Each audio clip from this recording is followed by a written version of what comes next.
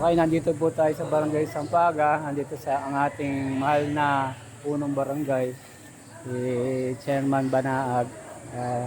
Explain niya, ano ba meron dito? Magandang umaga po sa ating mga kabarangay dito po sa Barangay Sampaga.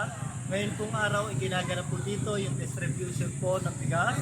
Ito po ay sa kagandahang loob ng ating pong punong lungsod, Marby Marino at Congresswoman Beverly Rose Limacuha.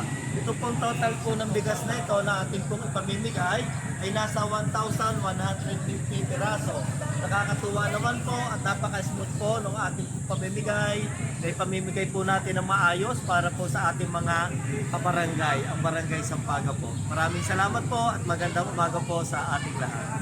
So Chairman, paano pag hindi ito nakuha? Anong mangyayari? Halimbawa po, at ito po ay hindi nakuha ngayong araw na ito po ay dadalhin po natin sa Barangay ng Sampaga upang doon po nila kuhanin ang mga bigas na ito. So medyo problema pang kaunti, dalakutin nyo pa uli ano? Wala naman po problema. Naririyan po ang ating masisipag na barangay tanod, mga konsehal ng barangay, at kami po yung magtutulong-tulong para po yung mga matitira na hindi makukuha ngayong araw na ito ay atin pong madala sa barangay. Hanggang anong oras po ito? Ang tunay po niya, tayo po ay naka-schedule 7 a.m. to 9 a.m. ngayon pong araw na ito.